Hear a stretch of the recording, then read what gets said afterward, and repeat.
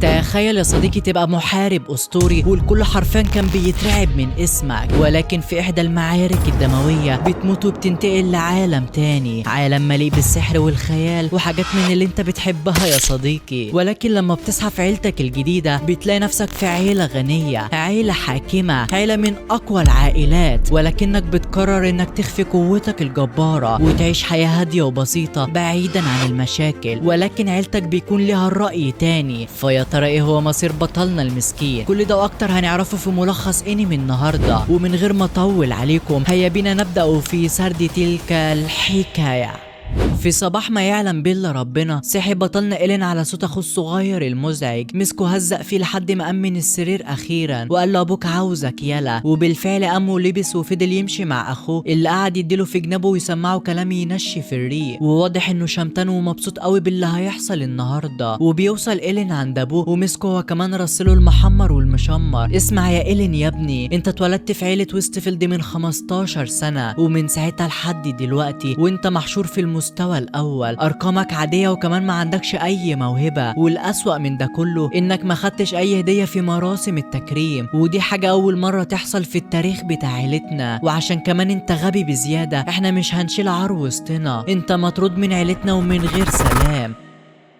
وبكده إيلين اتطرد من العيلة بتاعته بعد 15 سنة من الفشل المتواصل. وعلى عكس المتوقع رد فعله كان عادي وكأنه كان مستني اللحظة دي من زمان، وده شيء متوقع بما انه كان مقاتل قوي وشجاع في حياته اللي فاتت. ولكن لما اتقتل في احدى المعارك الدموية استيقظ في حياة جديدة لعائلة ويستفيلد المشهورة، ودلوقتي هو جاهز عشان يبدأ حياة جديدة ومسالمة على عكس حياته الأولى. وبالفعل بدأ رحلته في الاتجاه للحدود الشمالية على أمل انه يعيش في هدوء ويصطاد سمك وياكل الاندومي اللي بيحبه. بس من الواضح ان المشاكل هي اللي بتدور عليه، لان بمجرد ما طلع فوق التل ده استخدم السحر بتاعه اللي ورثه من الحياة اللي فاتت، وبيشوف بنتين في خطر. واحدة من الفرسان بتتعارك مع كلاب حجرية ومعاها بنت تانية وواضح عليها انها اميرة وملهاش في القتال، ورغم كل المحاولات الوحوش دي مش بينفع معاهم اي حاجة. وعلى الناحية التانية إيلين واقف بيتفرج من بعيد وبيحاول يفتكر اسم الاميرة اللي بترن عقله دلوقتي، ايزي اودستيلا، الاميره الاولى لمملكه اودستيلا والوحيده اللي كانت بتقف معاه وبترد على اي حد بيتنمر عليه رغم فشله الواضح، لان هي كانت شايفه ان كل الناس تستاهل كلمه حلوه. وبالفعل افعالها طيبه بترد الجميل دلوقتي، لان لولا الموقف ده ما كانش إيلين قرر انه يروح يساعدهم. وقبل ما يوصل بلحظات كانت الفارسه اتصابت بالفعل وعلى لحظات بسيطه من الموت، وهنا إيلين مسك سيفه وانطلق بسرعه البرق ناحيتهم. وفي لحظه فقدان الامل الأخيرة وصل الأسد اللي هم لا حسد، مسك الكلاب الحجرية وقعد يقطع فيهم، وبعدين استخدم قدراته السحرية اللي معاه واكتشف نقطة ضعف الكلاب الحجرية، وبسرعة استخدم مهارة اسمها نهاية العالم وخلص عليهم بأمطار من السيوف السحرية بكل براعة. وفي اللحظة دي كانت الفارسة قربت تموت من الإصابة لحد ما جه إيلين واستخدم قدرة الشفاء وقدر إنه ينقذها. بس لحظة، هو إيه اللي خلى الأميرة توصل للمنطقة الحدودية أصلا؟ والأميرة كان ردها على السؤال ده إن في رسالة مقدسة وصلت ليها بتقول ان في مصيبة كبيرة هتحصل، والرسالة دي وصلت من قرية كولون في المناطق الحدودية. ولكن طبعا اعترض طريقهم هجوم الكلاب الحجرية، ولولا إيلين كان زمانهم دلوقتي في خبر كان. وتكملة للجميل كمان قام صلح العربية بتاعتهم عشان يعرفوا يكملوا طريقهم، وبدأ هو كمان يحكي لهم عن المشاكل اللي حصلت معاه وانه اتطرد من العيلة بتاعته وعشان كده هو رايح للحدود الشمالية. المهم بعد رحلة طويلة وصلوا اخيرا للقرية المطلوبة، والمكان كان هادي تماما وكأنها قرية أشباح. ده كمان طول الرحلة مفيش وحش واحد هجم عليهم أو قرب ناحيتهم، كأن الوحوش في المنطقة خايفين من حاجة. وفضلوا يتمشوا شوية في القرية لحد ما لقوا تجمع من الناس، وفجأة سمعوا صوت راجل عجوز بيزعق وبيطرد بنت من البيت بتاعه، وكان واضح عليه إنه متعصب على الآخر. وبالصدفة الأميرة طلعت عارفة البنت دي واللي اسمها أكيرا، وأكيرا دي بتكون البطلة بتاعت الزمن الحالي، لأن كل فترة بيتولد طفل أسطوري وبتكون القدرة الخاصة بتاعته هي الشجاعة، ودي قدرة خاصة بياخدها واحد بس من كل جيل، واللي معاه القدرة دي بيكون بطل أبطال هذا العالم. وبنرجع تاني للحاضر، وبعد كلام وحرق كتير قرروا انهم هيروحوا ياكلوا عشان يقدروا يكملوا رحلتهم. وفي نفس الوقت أكيرا بدأت تحكي لهم عن سبب وجودها هنا. باختصار أكيرا كانت بتتجول بشكل عشوائي زي أي مغامر لحد ما قابلت بنت صغيرة مرعوبة، وكانت المفروض هتتقدم قربان لتنين عايش فوق البركان، ولكن ولكنها هربت من القرية، وعشان كده أكيرا راحت لشيخ القرية عشان تعرف ايه اللي بيحصل بالظبط. وطبعا احنا عارفين الرد يا صديقي، لان ده كان المشهد اللي احنا شفناه من شوية وهي بتطرد قدامنا. وساعتها إيلين اكتشف خبر صادم، وهي ان القرية دي قاصدين يقدموا الاطفال كقرابين للتنين عشان يحميهم من الوحوش اللي في المنطقة، وعشان كده في رحلتهم مفيش حتى وحش واحد هجم عليهم. وكمان لما وصلوا القرية كانت هادية جدا وكأنها قرية اشباح، وعشان كده برضو شيخ القبيلة كان متعصب جدا ورافض فكرة القضاء على التنين. وخلاص انتهى الكلام وجه وقت الجد، وأكيرا قامت عشان تواجه التنين بنفسها، وانضم ليها الأميرة، وبالتتابع برضو انضم إيلين ليهم. وبالفعل انطلقوا ناحية الجبل عشان يواجهوا التنين. وساعتها أكيرا خدت حباية الشجاعة وقالت انا هطلع واجه التنين لوحدي، وانتوا هتلفوا من الناحية التانية عشان نعمل عليه كماشة. بس في الحقيقة هي كانت عايزة تاخد النصر كله لنفسها، لانها عارفة ان إيلين قوي ويقدر يخلص على التنين بكل سهولة. وساعتها برضو بنعرف سر خطير، وهو ازاي عائلة وستفيلد سمحت ان تنين خطير زي ده يعيش في الاراضي بتاعتهم، رغم انهم عيلة قوية جدا ولو عايزين يقتلوه كانوا خلصوا عليه بكل سهولة. بس من الواضح ان التنين ده ليه مصلحة معاهم، وهي انه يحمي المناطق اللي في الحدود مقابل ان القرية دي تقدم القرابين بدل ما يحموا القرية بنفسهم من الوحوش. وبالفعل بنرجع لأكيرا اللي انطلقت لوحدها ناحية البركان، وفي اللحظات اللي كانوا الأميرة وإيلين بيحاولوا يطلعوا فيها كانت أكيرا وصلت بالفعل وواقفة بكل ثقة قدام التنين. وفجأة على غفلة بدأ التنين يهجم على أكيرا، بس أكيرا بتتفادى الهجمة بكل سهولة، وبدأت هي كمان بالرد. وبعد ما عملت انفجار يسمعوا القريب والبعيد ولا أي حاجة حصلت له، لو كمان طلع من وسط الدخان يضحك ويتمسخر. والأسوأ من ده كله إنه بيستخدم البنت الصغيرة كرهينة عشان يمسك أكيرا من الإيد اللي بتوجعها، وكل ده بس عشان يشوف نظرة اليأس على وشها. بس ده ما عملش حاجة غير إنه زود أكيرا غضبا وخلاها تضرب ضربة أقوى من اللي قبلها بمراحل. والمرة دي ما حصلش حاجة برضه، والتنين خلص عليها بضربة من ديله بكل بساطة. وكمان التنين خلاص بيستعد عشان يخلص عليها نهائيا، وهي بتستقبل الموت بكل رضا. ولكن في آخر لحظة وصل إيلين وقطع جناح التنين، ومن هنا التنين قلب فرخة ووقع على الأرض. ومن كتر غروره وكبريائه هجم عليهم بكل عنف من غير تخطيط، بس إيلين بسرعة استخدم سحر نهاية العالم من تاني عشان يديله ضربة تانية تخليه يعرف مقامه. وكل ده وهو معاه سيف بسيط ومعمول من الحديد وليس إلا. ولكن تنين مغرور زي ده رافض الهزيمة وقرر يستخدم حركاته الرخيصة عشان يكسب المعركة. بسرعة جري عشان يقف قدام أكيرا والأميرة، وبكده إيلين هيخاف يهجم لحسن يأذي أصدقائه. ولكن الأميرة اديته نظرة الثقة العمياء، وبالفعل إيلين هجم على التنين بكل شراسة. وفي لحظتها التنين اللي مفكر نفسه مدير العالم اتبخر زي الفراخ المحروقة، وخد كمان معاه السيف بتاع إيلين. وبعد لحظات من هدوء ما بعد العاصفة صحيت أكيرا على وش البنت الصغيرة وهي بتعيط. وفي لحظة رومانسية الأميرة بتاخد بإيد البطل بتاعنا عشان يكملوا رحلتهم الطويلة في التحقق من الرسالة المجهولة اللي مستنياهم. المهم بعد ليلة طويلة صحي إيلين من النوم، وأبطالنا قاعدين بيرتاحوا بعد معركة متعبة. أكيرا والفارسة بيدبوا في بعض، وإيلين وليزا عايشين أحسن اللحظات الرومانسية. المهم بعد كده أكيرا قررت إنها تسيبهم يكملوا طريقهم، وهتاخد معاها البنت الصغيرة اللي أنقذتها. نعم يا صديقي، لحظات الوداع مؤثرة، ودايما الإنسان بيعيد التفكير في قراراته بعد فوات الأوان، وده السبب اللي بيخلي أكيرا تقول إنها غير مؤهلة تكون بطلة. ولكن إيلين خلاها تعيد التفكير في كلمة بطل، لأن لولاها كان زمان البنت الصغيرة دي في خبر كان، ولولا إنها هجمت على التنين الأول ما كانش إيلين قدر يغلبه. وبالفعل الثقة رجعت لأكيرا من تاني، وانطلقت هي والبنت الصغيرة في طريق، وإيلين والأميرة في طريق تاني. لحظة فراق ولكنها سعيدة. ولكن على الناحية التانية من المملكة كان في شخص مش سعيد، وهو أبو إيلين، أيوة اللي وصلت له أخبار سقوط التنين. وبنعرف كمان إن التنين والقرية والكلام ده كله كان خطة عشان يخلصوا على البطل أكيرا، ولكن ما يعرفوش إن الأميرة ليزي وإيلين كانوا في ظهرها، وده اللي خلاهم يتعصبوا أكتر، وخصوصا الابن الأصغر اللي أعصابه بقت في صوابع رجله. ولكن حتى الآن طول ما هم في المناطق الحدودية لسه في فرصة إنهم يقتلوهم، ولكن من الواضح إن الخطة أكبر من كده بكتير. وبنرجع تاني للأبطال بتوعنا اللي دلوقتي رايحين في رحلة طويلة عشان يوصلوا للحداد اللي هيعمل سيف جديد لإيلين. وبعد ما الليل طلع عليهم بيخيموا مكانهم، وكانوا قربوا يناموا لدرجة إن الأميرة ريحت على رجل إيلين وحطت نفسها في موقف محرج مع بطلنا. بس إيلين ما كانش عنده أي مانع، ده ما بيصدق أصلا. وبالفعل تم كسر حاجز الخجل ونامت على كتفه تحت ضوء القمر القمر زي عصافير الحب.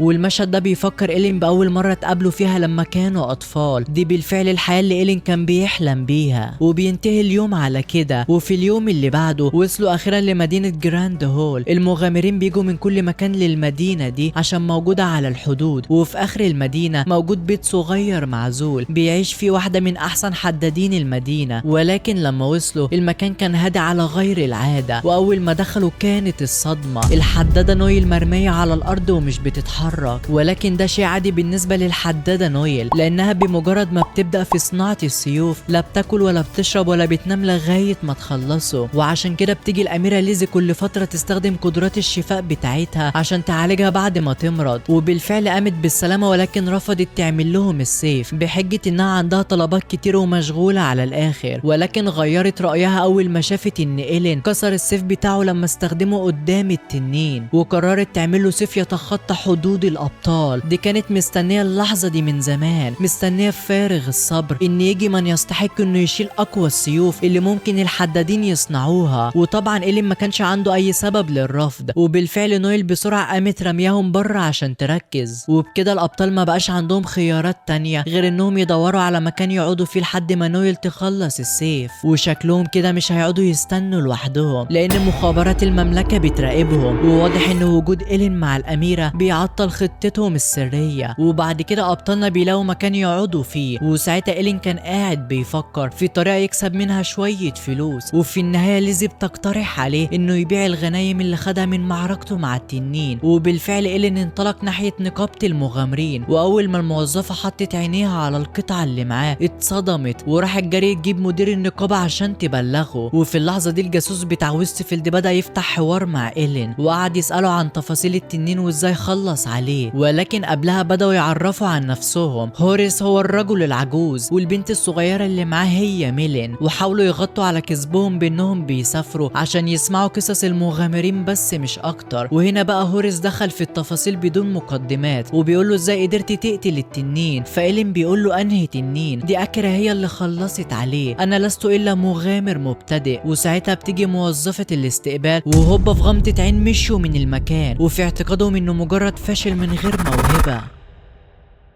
وتاني يوم طلعت الشمس وطلع معاهم الأبطال على بيت نويل عشان يشوفوا السيف خلص ولا لأ. ولكن كالعادة نويل مرمية على الأرض زي كل مرة، ولكن المرة دي كانت انتهت فعلا وعملت السيف اللي وعدتهم بيه. وبالفعل إيلين مسك السيف وراحوا عشان يختبروا قوته. وفي اللحظات اللي بيتمشوا فيها إيلين بيسأل نويل عن ماضيها. وبالفعل نويل بدأت تحكي قصتها. نويل كانت قزمة اتولدت في مكان مجهول وما تعرفش أبوها ولا أمها، لحد ما جت واحدة اسمها فانيسا انقذتها، خدتني واعتنت بيا وما علمتنيش اي حاجه عن الحداده، ولكن كانت بالنسبه لي زي الام وكنت بحبها. ولكن نويل ما كانتش حابه تتكلم اكتر عن ماضيها او عن اللي حصل لفانيسا. وفي اللحظات دي كان إيلين بيجرب السيف الجديد ونازل في الوحوش تقطيع. وبعدها نويل خدت السيف عشان تشوف هيحتاج تعديلات ولا ايه، ولكن إيلين كان بيستخدمه بكل احترافيه بدون خطأ واحد. ودلوقتي جه الوقت عشان يجربوه على وحوش اقوى. ولكن الغريب ان الغابه كانت فاضية تماما، كأن الوحوش خايفة من إيلين. ولكن الحقيقة الوحوش كانت خايفة من الوحش اللي سبب رعب لنويل على مدار سنين حياتها وقتل أعز شخص على قلبها. أيوة، الوحش اللي قتل فانيسا نايم ومأنتخ في نص الغابة، وإيلين رافض يهجم عليه لأنه نايم بعيد عن المناطق السكنية. ولكن فجأة نويل خدت السيف وراحت تهجم عليه بنفسها، ولكن في آخر لحظة إيلين بيوقفها. الوحش ده عنده سبب ينام مرتاح علشانه، وهو إنه عنده حاجز منيع محاوطه ويقدر يوقف اي هجمه وهو نايم. الاسلحه اللي من رتبه النخبه بس هي اللي تقدر تخترق الدرع ده، تحديدا السيوف المقدسه. ولكن نويل واثقه جدا من قوه السيف بتاعها، ولكن وحش زي ده قوته مخيفه. وفي الوقت ده إيلين رجع عشان يحكي اللي حصل، وفي نفس الوقت برضه عشان يعرف تفاصيل المهمه بتاعتهم. من 3 شهور قائد عسكري مهم تم اغتياله بدوافع مجهوله، ورغم تحري الادله والبحث في كل مكان لحد دلوقتي دلوقتي ما لقوش اي دليل عن القاتل، والنظرية هنا ان اللي قتل القائد كان شيطان من الشياطين، ولكن طبعا في شخص بيوجهه وبيستغل قوته. ايوه، في شخص في المملكة متحالف مع الشياطين. وفي اللحظة دي إيلين هو كمان بدأ يوصل اطراف الخيط ببعض، وقال لهم عن الراجل الغريب اللي قابله هوريس والبنت ميلين، واللي قاعدة دلوقتي بتعمل تحرياتها ومستغربة ان في شخص قدر يكسر درع التخفي بتاع الوحش اللي في الغابة. وراحت تنقل الاخبار لهوريس، واللي في الاخر اداها اوامر بقتل الاميرة ليزي والحدادة نويل، واستخدم السحر بتاعه عشان يتأكد انها تنصاع لأوامره من غير تفكير.